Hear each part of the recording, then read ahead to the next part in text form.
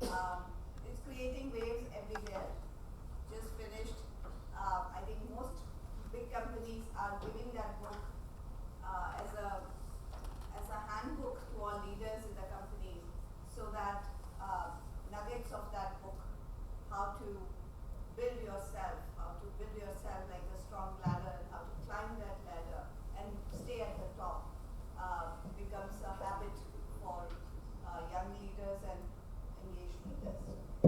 So very, very thankful that Vijay is able to spend the time and is also going to give you a hand-signed copy of his book to each one of you at the end of this session.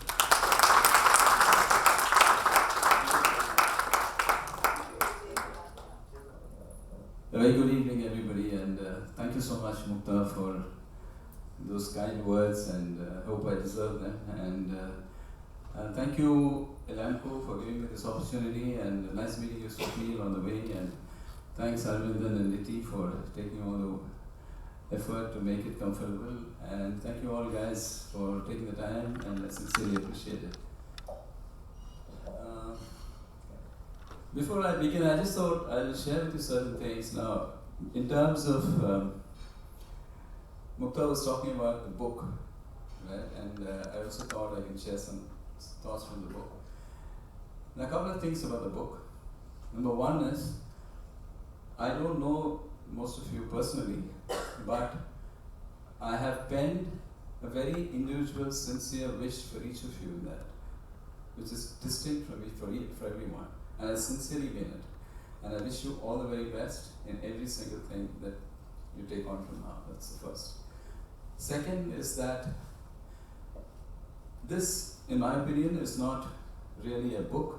It's more a system that has evolved over centuries of thousands of leaders, and what made some people completely unstoppable, as it were, and what made them do things which are like unimaginable. And I sincerely believe that if you use this truly as a manual, nothing can stop you to achieve whatever you want, and that's my promise. Yeah, and whatever you desire in life, and to be the best leader, to be the best housewife, to get whatever you want, if you just follow some of the simple steps, zero money, you'll achieve.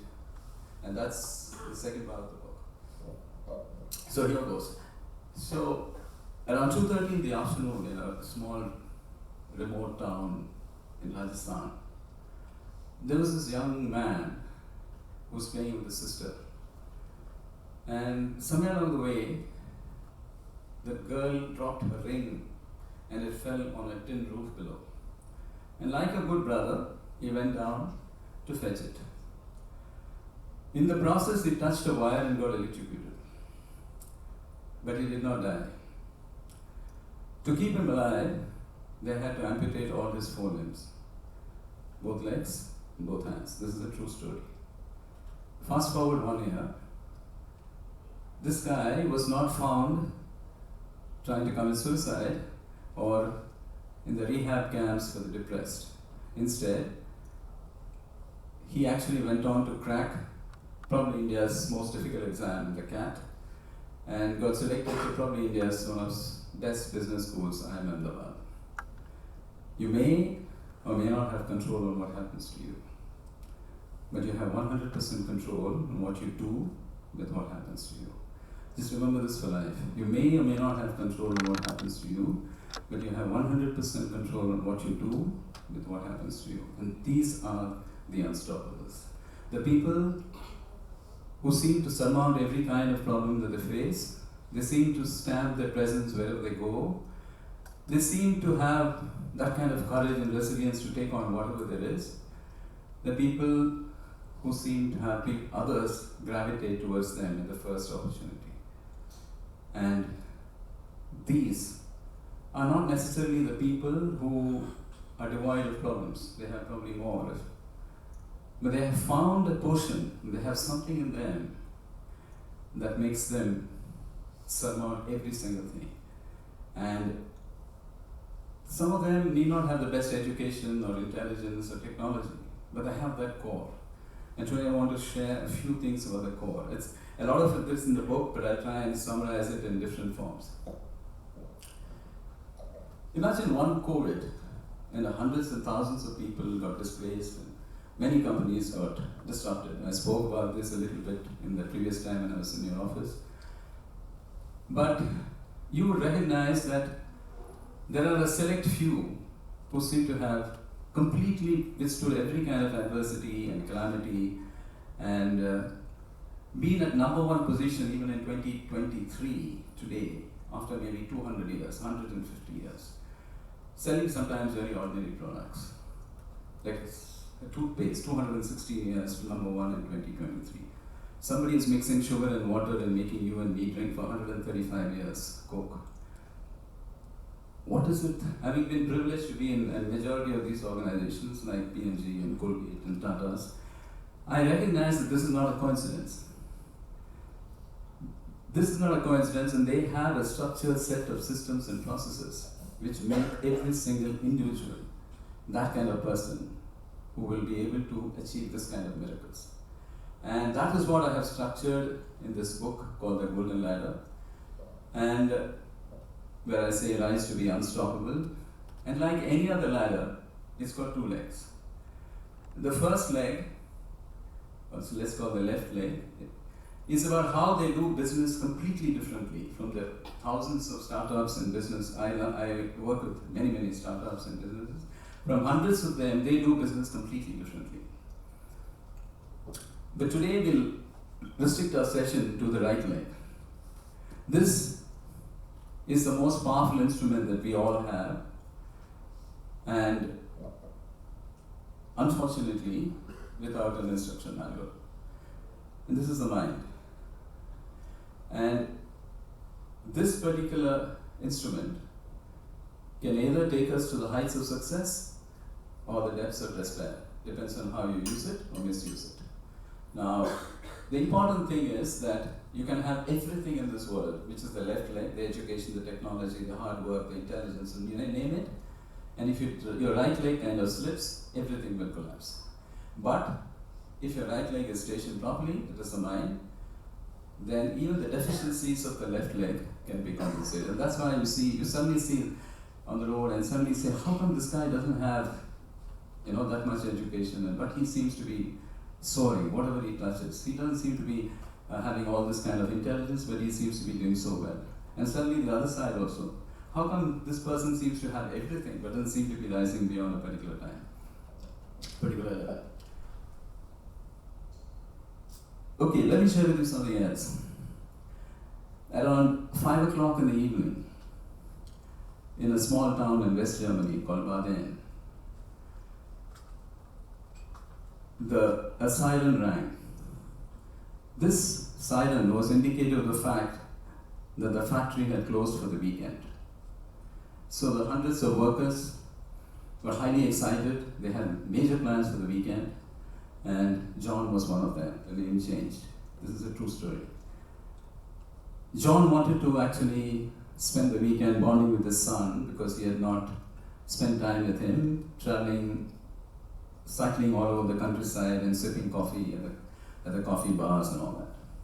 Suddenly he remembered that he had left his wallet in the freezer room where he was working. So he ran back to that room, saw the wallet at the end of the room. He went there, picked it up, and suddenly he heard a sound. The sound was that of closing of the door. Because he had not deactivated it, the door was shut. Now, he knew somewhere that this kind of shutting of the door could actually mean a locked from outside. And as luck would have it, he pushed it, he tried it, the door wouldn't open. And he shouted and he screamed. In that minus 10 degree atmosphere, he was actually started to sweat. And fast forward about an hour, he screamed and did all kinds of stuff, and he fell down unconscious. Come Monday morning, all the workers came back to the factory, and they opened the door, and they found John on the floor. Someone went to test his pulse. John had died. And here's the interesting twist to the tale. Around 5:10 that same evening on Friday, the power had gone off to the entire factory. So effectively, the temperature in that room was not as low as it should have been, and it was much higher than that, so much so that on Monday morning it was about 15 degrees. That day, John did not die, rather he did not freeze to death. He believed himself to death. So here's the first thing that the unstoppables do. We are all, whatever we believe in life is what we'll achieve. Nothing more and nothing less. That's the law. Whatever we believe. And we all come with many, many beliefs. And a lot of them are highly self-defeating and self-limiting. I'm not good at math, I'm not good at public speaking, I'm not good at this, I'm good at this, and so will you be. Whatever we believe is what we will achieve. So how do you believe? Suppose I'm earning 1 lakh a year, how do I believe that I can earn 10 lakhs a month? Right? So,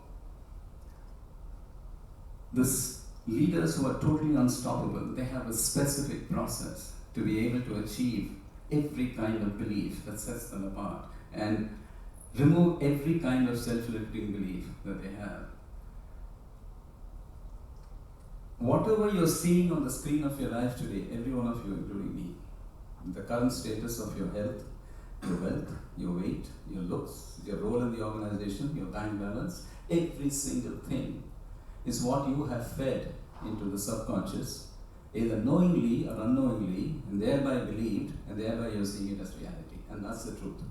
And none of what I'm going to say in this today's talk is what I have sat under the sun and got it, like maybe Sri Ravi Shankar, but it's just from all what I have learned, what I have witnessed, and I've used it upon me myself. It's been a tremendous help, and therefore I'm sharing it with you. Now, as some of you may definitely know that the mind, for example, has got 2 components. It's got the conscious and the subconscious, right? I think all of you know that. Conscious